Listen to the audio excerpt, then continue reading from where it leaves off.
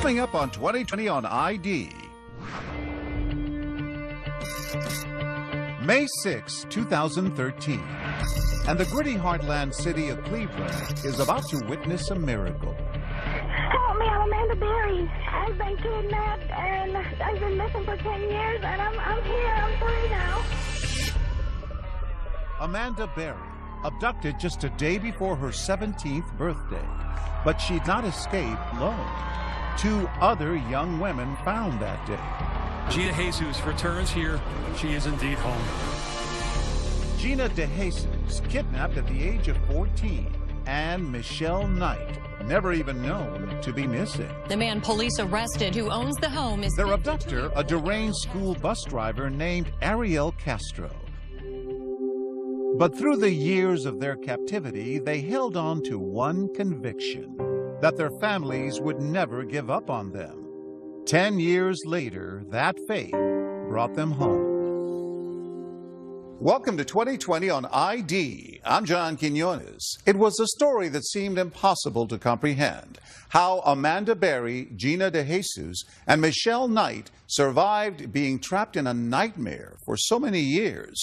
Then, in 2015, Amanda and Gina finally told their story in a book and shared their experiences, from capture to imprisonment to the moment they knew freedom was finally in their grasp, with Robin Roberts. And the message they sent was loud and clear. The story in their book begins this way. Now we want the world to know. We survived. We love life. We were stronger than Ariel Castro. You're about to go on an amazing journey of resilience, celebration, and faith. Until tonight, it's been a mystery what really went on in that house for an unimaginable 10 years. But for the first time right here, you're going to hear that incredible story. Amanda Berry and Gina DeJesus share it in their new book, Hope, a memoir of survival in Cleveland. And they prove that out of the darkest depths of humanity, a light still shines. It was pretty cool. Amanda Berry, now 29, is tiny, just over 5 feet tall, but inside, a tower of strength. Tell me what you were like when you were 13. What kind of teenager were you then? I was pretty much a homebody. I stayed home a lot, did my schoolwork. What did you want to be when you grew up? I was into fashion. Like, when I was in school, the shoes had to match the shirt and the shoelaces had to match the outfit, She was raised by her mother and older sister in a working-class neighborhood on the city's west side. The tiny girl had big dreams of being the first in her family to go to college. We was a very close family. It was me, my mom, my sister, and my 2 daughters. We did everything together. There was not a time that she didn't call and let us know where she was. It is April 21st, 2003, the day before her 17th birthday, and Amanda is on her way to work at Burger King. How did that day begin? Well, my mom gave me a kiss and just told me have a good day. And I got up, got ready for work. I almost called off for work that day because the next day was my birthday. What if I would have called off that day? That question would haunt her in years to come. But this day begins like any other, until the moment when an SUV starts to follow her down the street. And he asked, "Do you need a ride home?" And I said yes. The man inside is the father of her friend, Angie Castro, from middle school. So did that make you feel a little relieved? It did, yeah. It's a friend's dad. He's like, "Well, she's at my house. Would you like to go see her?" I said, "Yeah, sure. I haven't seen her in a while." They drove down this quiet street, Seymour Avenue, and pull up in front of a white 2-storied house. And what happened when you went into the house? Well, he said, "Oh, well, the bedroom door's closed. I think maybe she's taking a bath." So he said, "Well, just wait." So he started showing me around the house.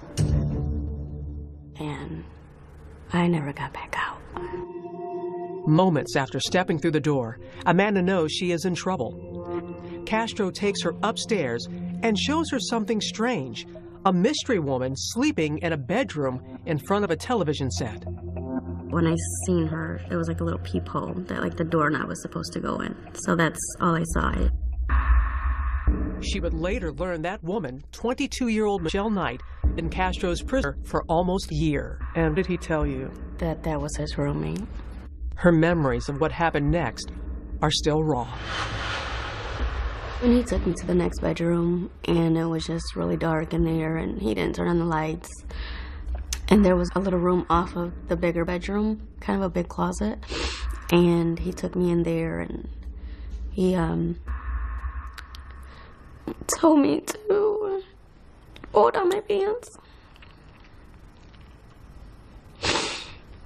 And from there I knew, like, this was not gonna be good. Amanda has just become Castro's second prisoner. When he took me to the basement, he taped my wrist and he taped my ankles, and he put a belt around my ankles over the tape, and then he put a helmet over my head. And he said, just be quiet and don't make any noise, and I'll take you home. The visor of that black helmet is now fogged by her tears. He chained me up to this pole, and it was like a really thick chain, like a motor chain or something.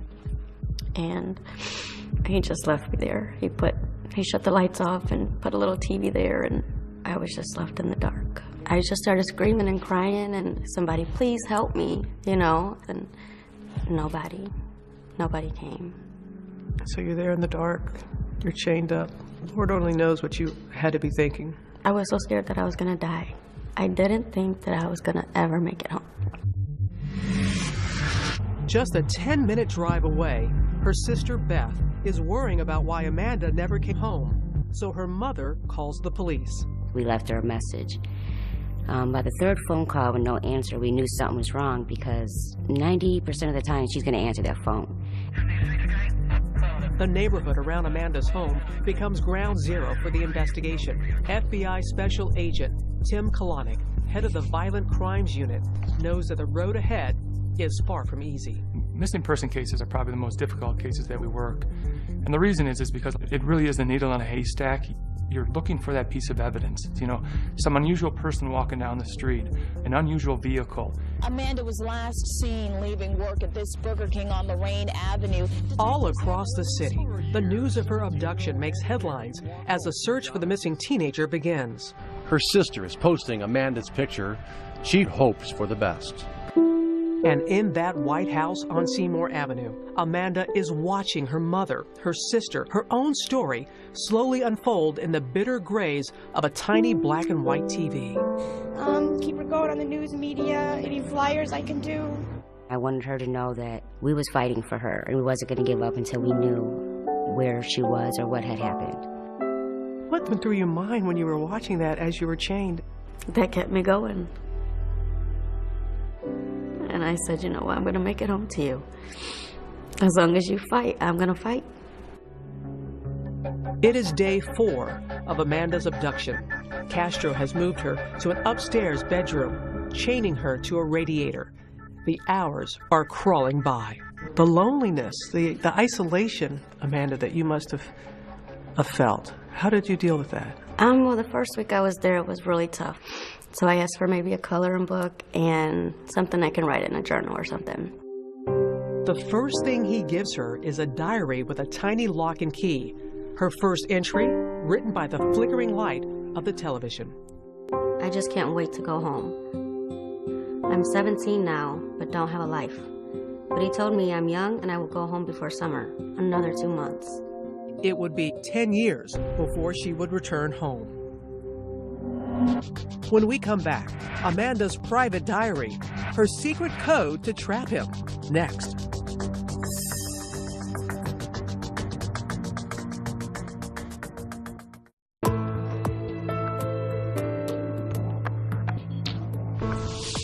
Two years after her escape, Amanda Berry was ready to finally tell what happened in the 10 years she was held captive in a rundown house on Cleveland's west side. Robin Roberts picks up the story as the shock of the first days gives way to a routine that is more horrific than anyone could imagine.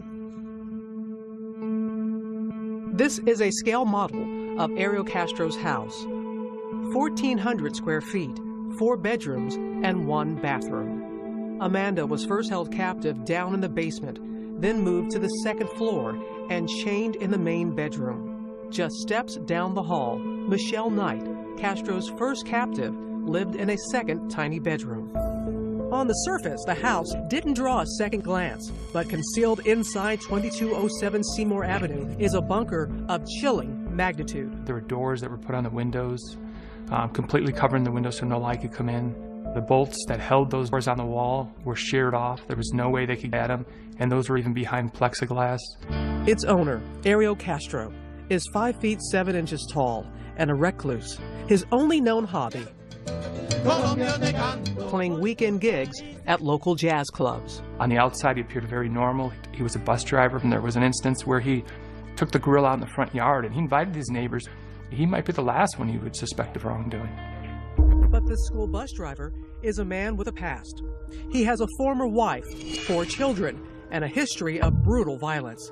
She and her children moved out of the house, fleeing Castro's violent rage. He hated women. He beat his wife so badly, he stomped on her head, he broke her teeth, he broke her bones. From the beginning, Amanda could sense the uncontrollable anger within. He was very intimidating. He was very scary. His voice was mean and like deep, and if you ever looked into his eyes, they were like black, like he had no soul. It is April 27th, 2003.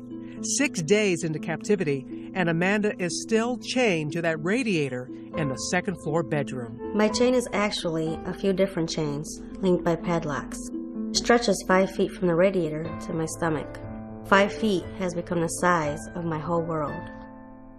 Can you describe what it was like to live chained like that?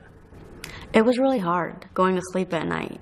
You know, if you wanted to toss onto your back, you couldn't do that. You would have to take the whole chain and move it to the front of your stomach so that you're not laying on the big lock on your back.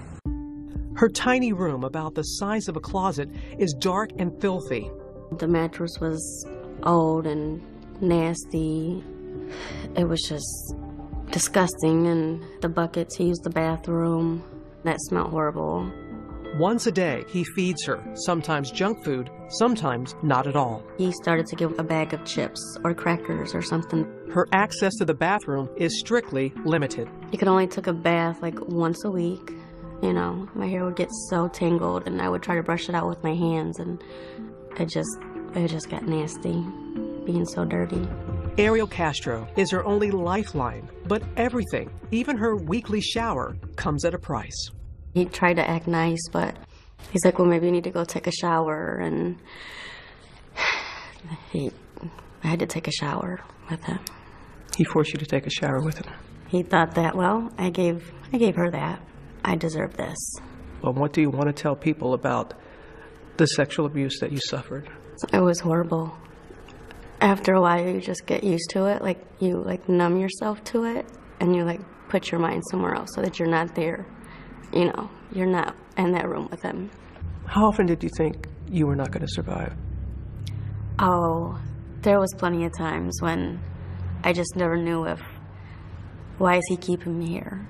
Is it, one day when he's done with me, he'll kill me and get rid of me. Yet, what Amanda now knows of Castro's brutality strengthens her conviction to survive. I realize I have a mission. This man enjoys hurting women, and I want people to know it. I don't want him to get away with it. I need to outlast him. She keeps a record in code in her diary. Hidden testimony against Ariel Castro.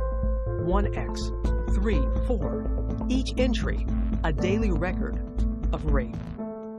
You would actually put how many times he was assaulting you? I would always write these numbers at the top of the pages because I felt like, one day maybe authorities will get to read it and he'll be punished for what he did. She's disturbed that Castro calls her his temporary wife. He would try to hold hands with me. It would just make me sick because he would fall asleep, and so I would take my hand away from his hand, and I would scoot to the very edge of the bed, but I couldn't go too far because of the chain. Amanda has been missing for a week when her family receives a late-night call. It is Castro taunting them using Amanda's cell phone. He called and said, I have Mandy, which nobody called her Mandy, but who knew her.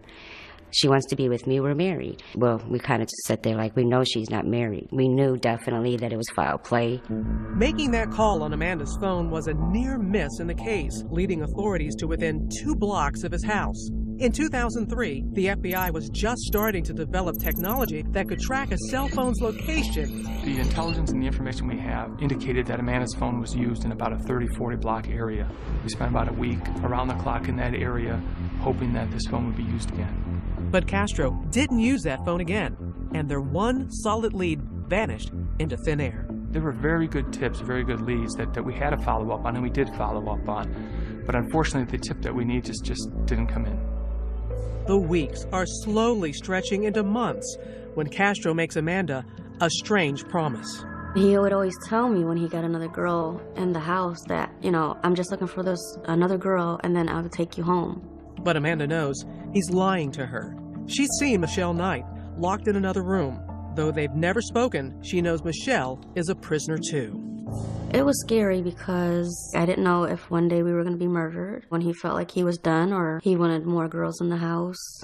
Like, what was he going to do to us? As the months pass by, Amanda's mother is fighting to hold on to hope. Her daughter's room unchanged since her disappearance. Amanda's Christmas presents still unopened. 4 miles away, in the freezing cold of her room, Amanda fills the empty hours by writing in a diary, hundreds of pages, in notebooks, on napkins, and even on fast food bags. So you get a bag like this, you'd bring back something home, what would you do with it? You would just sew all the way around. There we go. Voila. There's your paper. How many days could you get into this? Oh, that could last a good week if you needed it to. Amanda has been a prisoner for almost a year when Castro goes on the prowl again, hunting just 5 blocks away from the street where he kidnapped Amanda. On this day, the young girl who catches his eye is 14. Her name, Gina DeJesus, and she's one of his daughter's closest friends.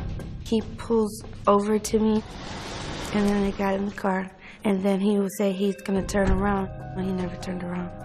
Gina DeJesus is about to become Castro's 3rd victim. Stay with us.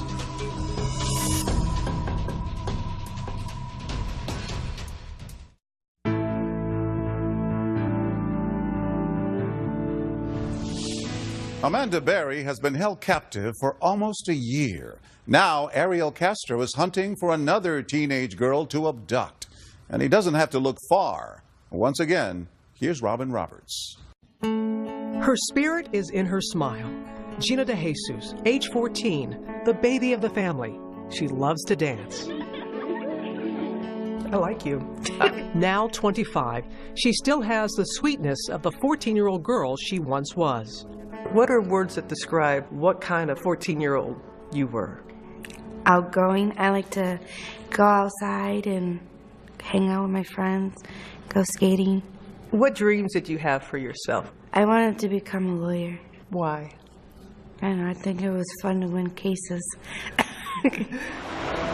Gina grew up on the rough side of a hard town, the youngest child of 3. She was a slow learner in special education classes, and from an early age, her mother, Nancy Ruiz, always taught her to be wary of strangers.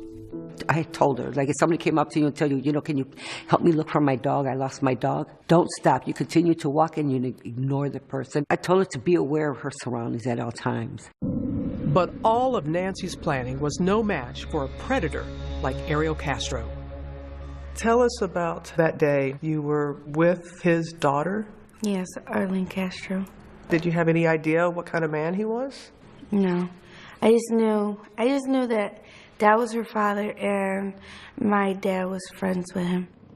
Gina is heading home from school with her friend Arlene and gives her some of her bus money to phone home. We were talking about what we wanted to do because it was Friday.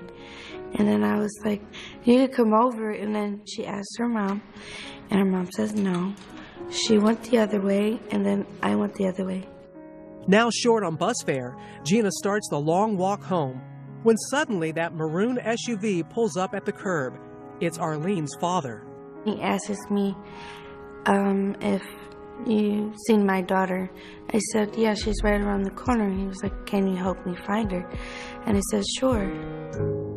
When they arrive at the house, he invites her in. I was sitting there, and he's like, starts to touch me and stuff. And then I'm like, what are you doing? You can go to jail. And then he just switches up like, well, okay, you're gonna go home now. He said, but you can't go through the same door you came in. He leads Gina down into his basement, then grabs her and begins to chain her. He didn't make it tight enough, so I threw it over and then I tried to run, but he sat on my back. And then I just start kicking him. I kicked him and I bruised him really bad.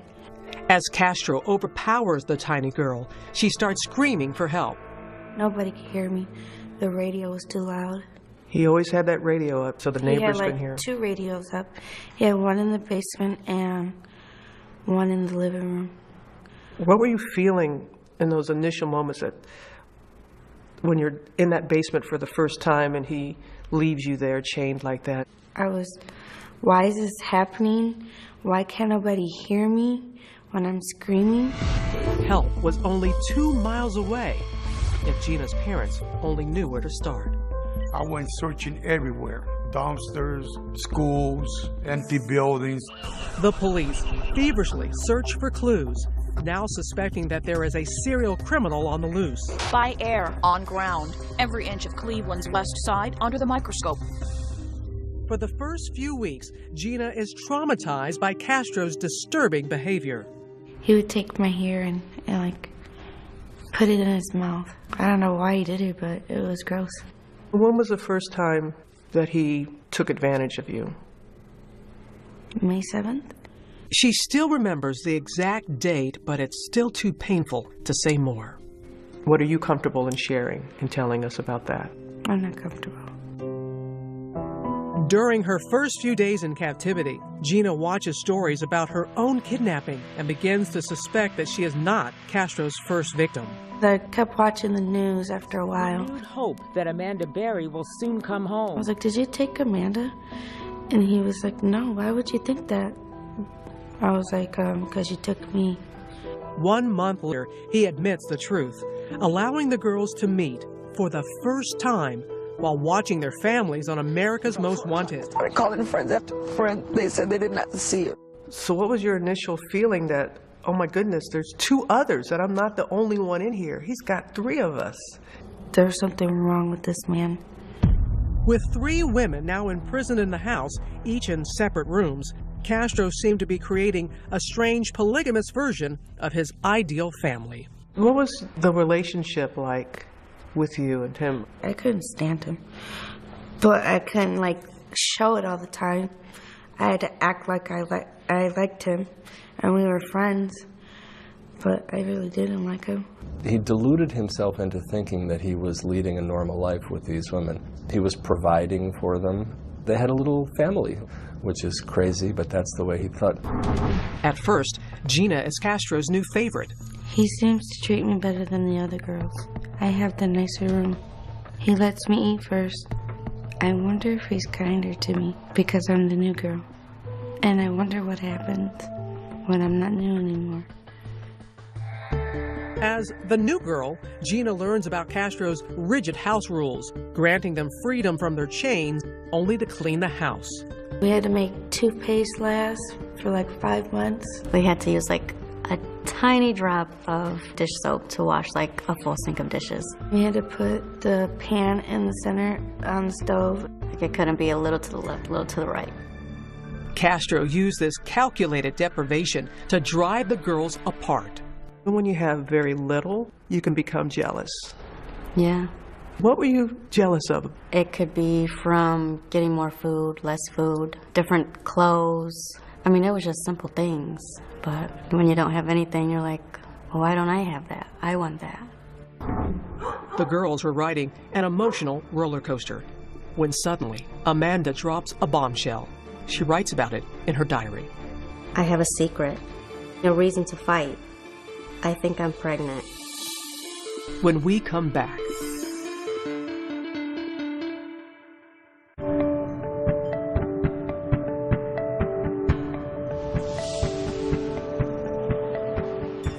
more years have passed in that house on Seymour Avenue. Gina, Amanda, and Michelle locked in a prison of frozen time. Their posters are getting tattered. Their school friends have graduated. Years of isolation have left the girls with nothing but the past. I never finished high school or learned to drive. I hate him for selling me off from the world. What was the biggest part of you that you felt he took from you that you lost? A normal life, living life. As a normal teenage girl, having birthdays or going to a prom, having the fun times as just a regular teenager. Still, they hold fast to the memories of their family's love. Ironically, Castro gives the girls this stencil. They trace the word hope to ward off despair. I got that when he went to the yard sale. I thought it was so random. What did it mean to you? It gave me hope to come home one day. Their only window to the outside world is that black and white television. Anybody that you watched on television that helped you get through the times? I watched Oprah a lot, Martha Stewart for recipes, and I watched you. You watched me? I remember during Hurricane Katrina, I saw everything that you went through. Robin Roberts is live. My family had barely survived the hurricane's devastation. Your sister's okay? They're all right. And the house? I gotta say, Amanda, you saying that? It reaffirms to you that you never know who's watching. You never do. And Amanda is watching when her mother appears on the Montel Williams show with psychic Sylvia Brown. I would watch her every time she was on Montel, and I'd say, I wish my mom would go on there. And then she could tell my mom that I was alive and that I'm okay. But Sylvia Brown breaks Luana's hope. I just hate that she's not alive, honey. I just broke down crying because I couldn't believe she said that. And then my mom broke down crying, so that hurt even worse. 2 years later, Amanda learns on a news report that her mother has passed. For 3 years, Luana Miller fought hard to find Amanda. I think that was the hardest part of being in there. She was always fighting, and she was never going to give up on me. And for her to get sick, and I couldn't be there with her. I couldn't help her when she was sick. Isolated by loss, sometimes Amanda has only Castro. So he came in the room, and I was just really sad, and I started talking to him, and he's like, everything's gonna be okay, everything's gonna turn out all right. And so I asked him for a hug, and we hugged. There had to be a part of you that was saying, what in the world? There was, but then there was another part of me like, I needed that.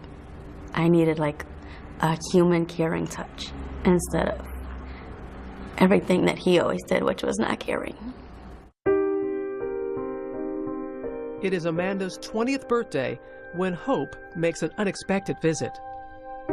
I think I'm pregnant. I think my mom sent this baby. Someone helped pull me through. I think it's sending me a miracle. When you first realized that you were pregnant, what went through your mind? I was terrified. I mean, I barely eat, and I'm chained to a wall, and I have a bucket for a bathroom. It is early in the morning on Christmas Day, 2006, and Amanda Berry is in labor. He went and got Michelle, and he got this baby pool because he didn't want, a mess on the bed, so. She strips off her clothes and gets into that inflatable wading pool. Michelle was kind of just talking to me like, relax, calm down, you're okay. And he sat in the rocking chair right there just reading this book about like birth and stuff. Just hours later, baby Jocelyn emerges into her surreal world. What was it like for you, Amanda, when you looked in her eyes for the first time?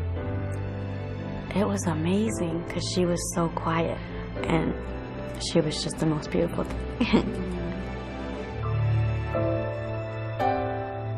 You hear of rape victims who have a child. How do you just wrap your mind around it and make it work?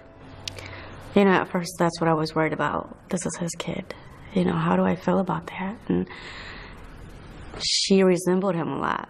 And I would look at her and I just felt like, she's mine. She's mine. At first, Castro's so afraid of raising questions, he buys no supplies for the baby. her first outfit was one of his socks, and he cut out like 2 holes for her legs, and then he cut out another sock, and then he cut 2 arms out, and it was like a little dress for her. From day one of Jocelyn's life, Amanda fights for normal in the most abnormal of places. She covers the doors over her windows with a bright shower curtain. She pastes the alphabet up on a wall. But as Jocelyn grows older, it gets harder to hide the truth. Does she see the chains on you? Yeah. So he started to call them like bracelets, and she was about 3 years old, and he finally took the chains off. That was because of Jocelyn. What was her relationship like with her father? Normal. She loved him, and he loved her. Did you ever worry that he was going to harm her? I was. Would he touch her? Would he ever think about touching her? Because, you know, he had his problems. Despite those fears, she says Castro is a good father. Though Jocelyn is almost 3 before he consents to her first walk outside in the sun. She had never been to parks before and seen little kids like herself. One of the best times when you looked out and you saw the sunlight on her face for the first time. It was the most beautiful thing. I just felt like that's where she should always be. It's the beginning of a new chapter in Jocelyn's life, going outside, attending Sunday services. Her room is now filled with toys. Castro's love for Jocelyn is turning him into a different man. He really didn't know what to do because this adorable little girl saying, I want to go outside and see the ice cream man. I want to go and see the snow. And the more she led him outside, kind of the more likely it was that his jail was going to one day burst apart. It is the summer of 2011. Jocelyn is almost 5 years old when, in a defiant act of hope, Amanda creates an imaginary schoolhouse inside the prison of their tiny room. We would pretend, leave our house, all of this in the same room, of course. So you've been doing all this in the same room? Yeah. I would tell her, okay, we're at a street now, so you gotta stop. Then you look both ways for cars, and then we can go across the street. Okay, we're at school now, so and then I'd sit her at her little desk and tell her, you have a good day at school now, Mommy, I'll be back later for you. They would travel together on that imaginary journey every day of Jocelyn's kindergarten year. When we come back, how they nearly escaped. His daughter was right there, 10 feet away. Did you think about if we yell? Next.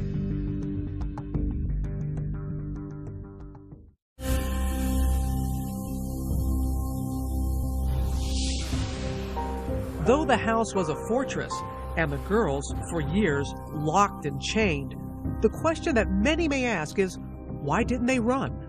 I thought about putting rat poison in his beans and then spraying like pine saw in his eyes, but he was always a step ahead of what I was doing. Both girls admit there were opportunities that slipped away. Once, when Gina's friend Arlene Castro stopped by, he moved and chained all 3 girls in the basement. The 3 of you were in the basement, and his daughter was right there. Arlene was just 10 feet away. Yeah, we can hear him laughing and talking. Still, they remained silent. Did you think about if we yell, she's right there, we're right there, possibly she could hear you? There was always a chance. What if he killed everybody? The daily abuse was agonizing, but the unknown, even more terrifying. Every day was unpredictable. That was one of the hardest parts, because you never knew how he was going to act. What do you say to those people to make them understand? You never know until you're in that situation, what you're going to do, how you're going to react. They dreamt of escaping. They dreamt of setting the house on fire. But if I get caught, I just can't bear any more pain. And they were frozen in fear. But on May 6, 2013, courage came from the most unexpected of places. On that day, it is little Jocelyn who sparks the great escape. Jocelyn goes downstairs, and then she runs back up, and she says, I don't find Daddy. Daddy's nowhere around. It's like, Mom, Daddy's car is gone. My heart immediately started pounding because I'm like, should I chance it? If I'm going to do it, I need to do it now. Amazingly, she finds her bedroom door unlocked. This is the one time that your room was not locked.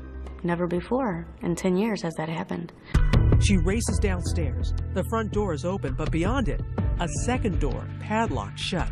Still, Amanda manages to squeeze out an arm. So I'm just like waving my arm and I'm like, somebody please, please help me. I'm Amanda Berry, please. She's too afraid to go back for Gina and Michelle. I turned to Michelle, I'm like, we could run. But then once Michelle gets pumped, I talked her out of it. Why'd you talk her out of it? I thought that Amanda got caught. Outside, a neighbor sees Amanda, but is afraid to intervene. After I got to that door and the guy didn't help me, I was like, he's gonna come home and this is just gonna be the end. That's when Charles Ramsey shows up. I see this girl going nuts, trying to get out of her house. I go on the porch and she says, help me get out. I've been in here a long time. He kind of like started like trying to pull on the door, but he couldn't get it open either. And so he like kind of kicks it and he's like, there you go, finish kicking it out and you can get out. With reckless courage, Amanda kicks her way to freedom and emerges, clinging to her terrified daughter. This is a cell phone image of that moment of freedom.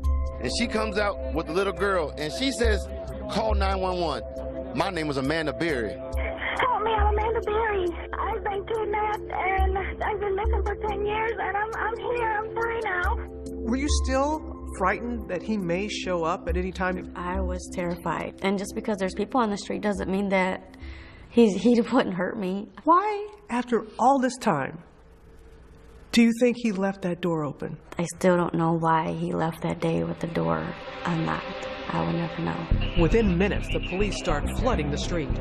It was so unreal because the cops just kept coming. My partner immediately asked her, is there anybody else inside? And she said, yes, Gina DeJesus and another girl. A neighbor captures the moment when the police storm the house. Inside, Gina and Michelle cower in their room, afraid of Castro's rage. And I'm like, oh, we're next. He's coming for us, so close the door. They yell police, and then Michelle swings the door open and just runs out there and hugs him. She jumped onto me. She's like, you saved us, you saved us. And I'm holding on to her so tight. In tears, Officer Anthony Espada looks up and sees Gina, unrecognizable after losing 30 pounds. I just look at her and I asked her, what's your name? She said, my name is Georgina DeJesus. We found them. We found them. Lost and finally found, the flashing lights blind their eyes accustomed only to darkness. Once I saw that, I'm like, this is it. I think we're free now. Delivered at last from the shadows, their families wait with open arms. Oh my God, she is so skinny, but she was still beautiful.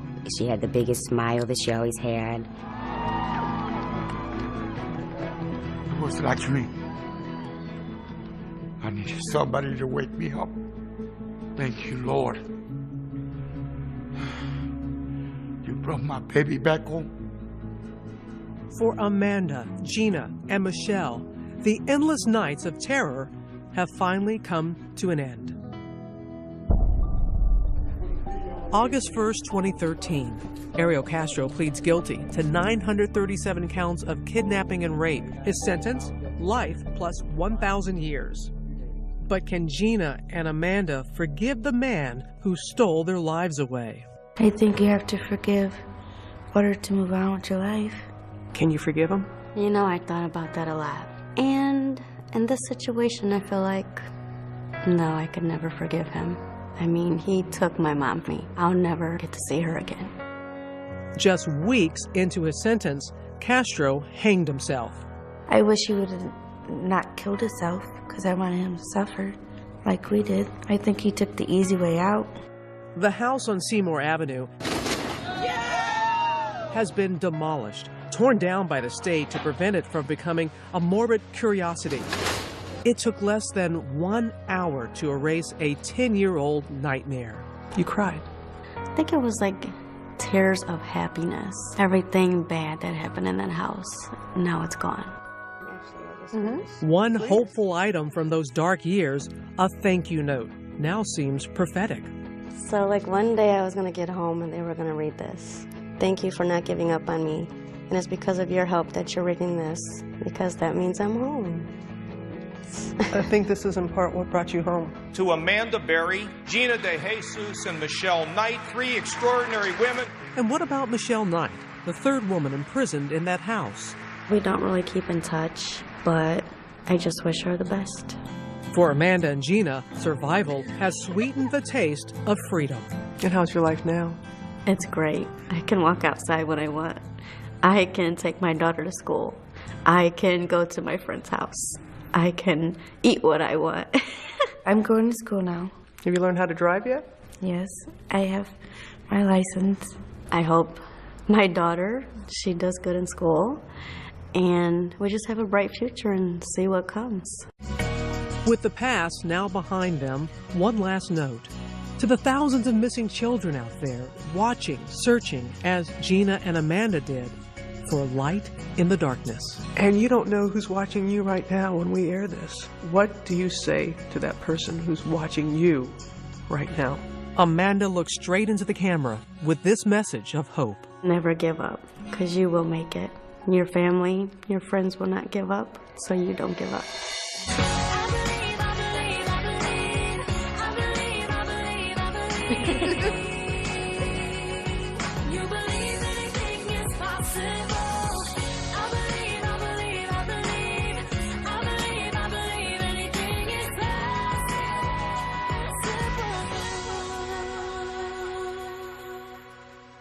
Two years after their escape, another milestone for Amanda Berry and Gina DeJesus. Both women received honorary degrees from John Marshall High School in Cleveland, the school Amanda was attending when Ariel Castro abducted her. I'm John Quinones. Please join us next time for another edition of 2020 on ID.